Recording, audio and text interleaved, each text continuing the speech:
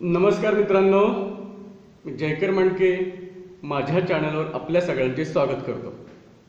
मित्रांनो, आज मी आपल्यासमोर इयत्ता 10वीच्या इंग्लिशच्या पुस्तकातील जे तिसरं युनिट आहे त्यातली तिसरी poem stopping by woods on a snowy evening ही सादर करणार आहे.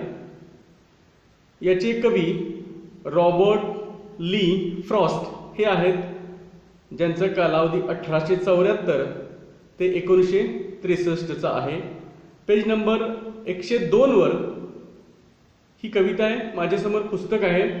तुम्हाला मात्र पुस्तकाची गरज भासेल तर मग चला कवितेला सुरुवात करूया.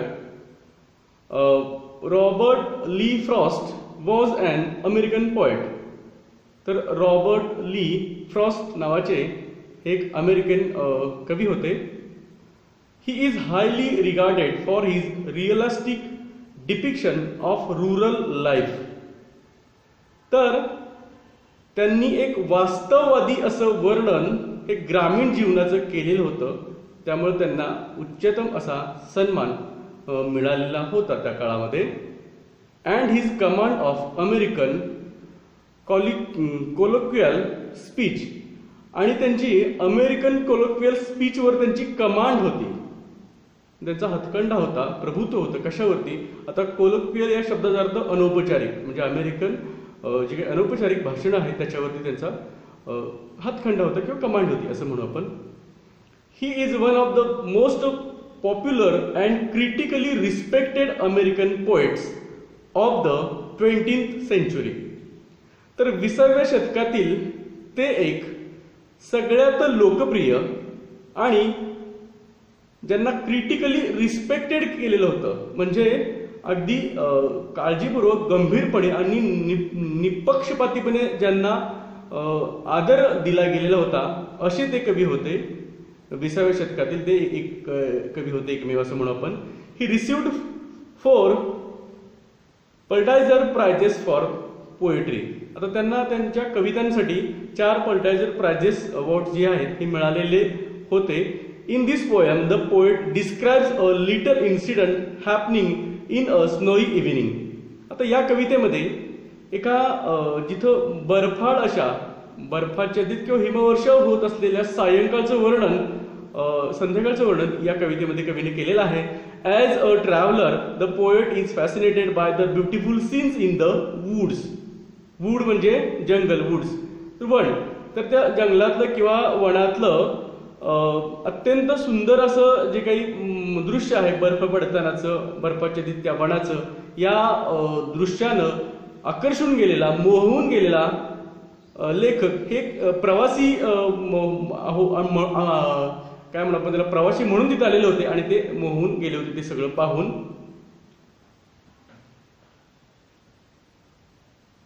He stops to enjoy but his mind urges him to go on.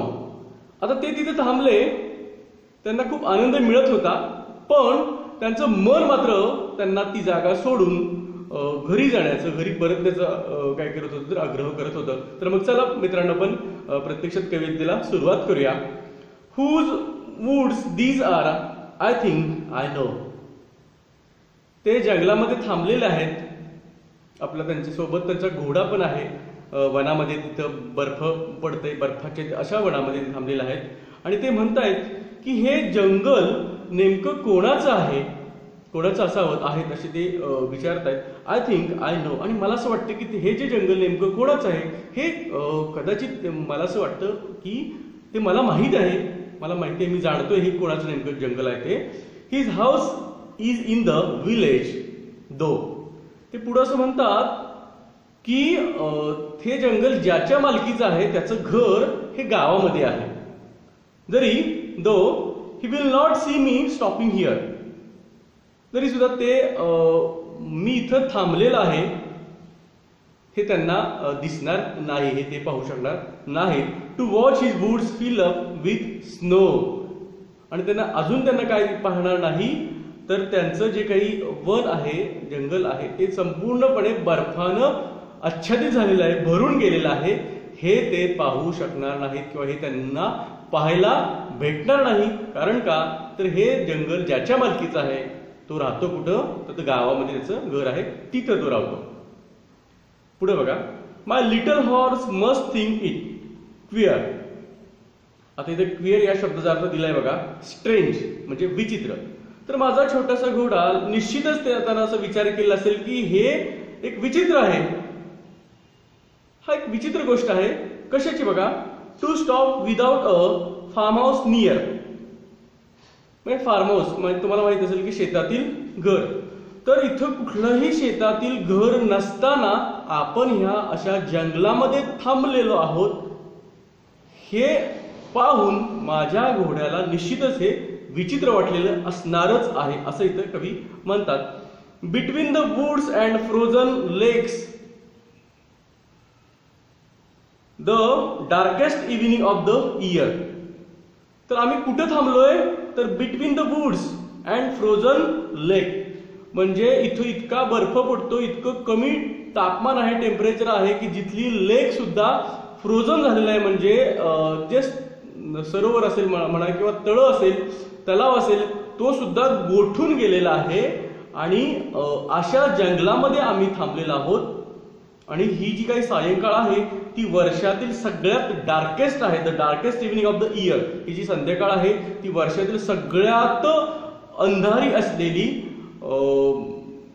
अशी आहे, म्हणजे सगळ्यात डार्क आहे, डार्केस्ट आहे, सगळ्यात अंधारमय अशी असणारी ही जी सायंकाळ आहे. आणि अशा सायंकाळी आम्ही इथं हे तळं गोठलेलं आहे, सगळीकडे बर्फ पडलेला आहे आणि जवळ आसपास कुठंही फार्म हाऊस सुद्धा नाही, तरी सुद्धा आपला मालक इथं का बरं थांबला असेल, असं त्याला विचित्र वाटत असेल, असं इथं कवी म्हणताय.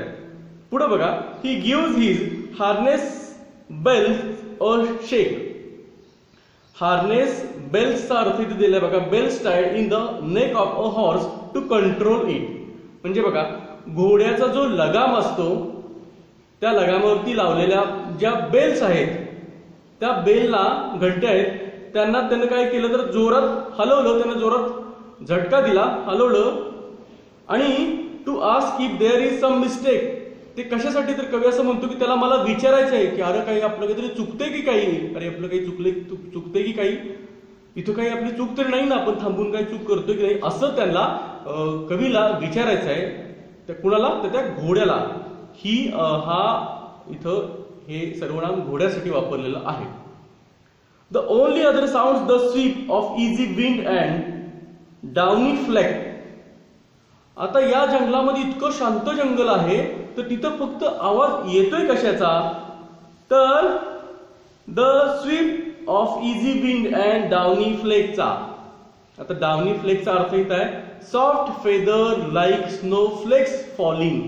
म्हणजे अत्यंत मऊ अशी असणारी टीस की जणू जे स्नोफ्लेक असतात, स्नोफ्लेक म्हणजे बर्फाचे अत्यंत बारीक बारीक बारीक बारीक बारीक असे कण असतात, जो हिमवर्षाव पडतात त्यावेळेस तो मऊशार असा जो बर्फाचा थर आहे तो काय होतोय, तर वाऱ्यामुळं तो उडतोय, वर झटकला जातोय, स्वीप होतोय, वाऱ्यामुळे तो झटकून टाकला जातोय आणि त्याचा फक्त आवाज इथं आहे. अशा सायंकाळी आपण इथं थांबलेला आहोत, किंवा तो कवी आणि त्यांचा जो घोडा तो अशा सायंकाळी त्या जंगलामध्ये थांबलेला आहे किंवा त्या वनामध्ये थांबलेला आहे की जे बर्फाच्या आधीत आहे. आणि तिथं फक्त एवढाच, म्हणजे वाऱ्याच्या झोताबरोबर बर्फ झटकलं जातं आणि तो पडलेल्याचा आवाज येतोय, एवढंच तिथं फक्त आवाज आहे. The woods are lovely dark and deep. तर पुढं कवी असं म्हणतात की जंगलं ही खरोखरच, वन ही खरोखरच सुंदर आहेत, जी डार्क आहेत, म्हणजे गडद आहेत, अंधारमय आहेत आणि गूढ सुद्धा आहेत. And deep. डीप म्हणजे इथं आपण खोल असा अर्थ घ्यायचा नाहीये, तर ती कशी आहेत, तर गहन आहेत. म्हणजे आपण एखाद्याला म्हणतो बघा, म्हणजे डीप नॉलेज आहे, म्हणजे खोल ज्ञान न म्हणता गाढ ज्ञान असं म्हणतो.